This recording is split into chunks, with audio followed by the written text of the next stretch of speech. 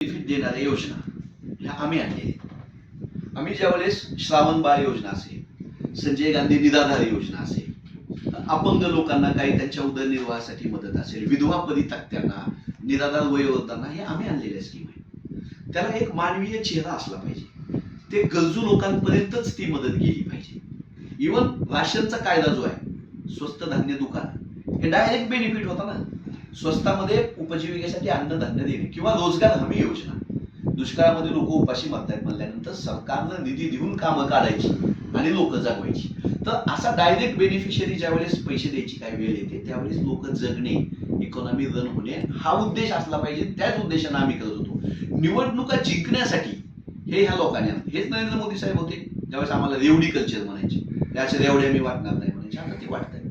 बरं, ते वाटत असताना तुम्ही महाराष्ट्रामध्ये ज्या महिलांना 2024च्या विधानसभा निवडणुकीच्या अगोदर लाडक्या बहिणीचा हप्ता दिला, त्या सगळ्या महिलांना द्या ना. आता का देत नाही? असा भाऊ असतो का भामटा, निवडणुकीच्या आधी तुला पोवाळणी टाकतो आणि निवडणूक संपली की तू माझी सावत्र बहीण झाली का? 7.5 लाख महिला वेगवेगळी कारणं देऊन बाजूला काढली. केवायसी करा म्हणली, नवऱ्याचा आधार कार्ड आणा, बापाचा आधार कार्ड आणा. का अधिकार नाही तुम्हाला कळत? सरकारी महिलांना सुद्धा यांनी पैसे दिले, टॅक्स भरणाऱ्या महिलांना सुद्धा पैसे दिले. मग आमचं साधं म्हणणं आहे की तुम्हाला योजना आणायची ना, तुम्ही आराखडा तयार करा ना. लाडकी बहीण योजना आणली म्हणून तुम्ही आदिवासी विभागाचा निधी कट करणार? आदिवासी भाऊ नाहीत तुमची. समाज कल्याण विभागाचा निधी तुम्ही परस्पर मंत्र्याला माहित नसताना ते संजय शिरसाट म्हणाले मला माहितच नाही, पैसे कट केले माझे. अशी लाडकी बहीण आपल्याला परवडेल का? जे आदिवासी विभागाच्या मुलावर येणार आहे, जे समाज कल्याणच्या मुलावर येणार आहे. कुष्ठरोग निर्मूलनाचे कार्यक्रम सरकारी दवाखान्यातले बंद झालेत, निधी नाही. क्षयरोग निर्मूलनाचे कार्यक्रम बंद झाले. सरकारी दवाखान्यामध्ये क्षयरोगचे पेशंट असतात, अजून आपला भारत क्षयरोग मुक्त झाला नाही. अशाच्या जीवन मरण्याच्या प्रश्नावरचा निधी काढताय, सामाजिक न्यायाचा, आदिवासीचा निधी काढताय, तो लाडक्या बहिणी देताय. असं करण्याला आमचा विरोध आहे. आमचं म्हणणं, तुमची इकॉनॉमी मजबूत करा ना.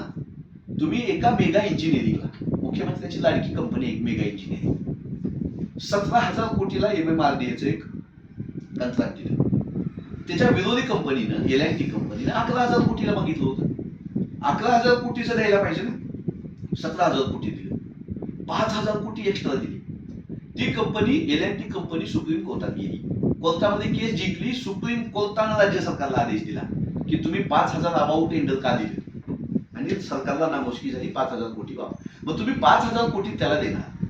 इथं नांदेड जिल्ह्यामधल्या भोकर मतदारसंघात 183 गावासाठी एक पाणी पुरवठ्याची योजना, तिचा ती योजना मेगा इंजिनिअरिंगला देताना 550 कोटी रुपये टेंडर होतं. आता ते 1,500 कोटीवर गेले. तसंच मुंबईच्या बोगद्याचं काम, तसंच वाढवण बंदराचं काम, तसंच शक्तीपीठ महामार्गाचं, नको तिथं तुम्ही तुमच्या मित्र कंपन्यांना फायदा देत आहे.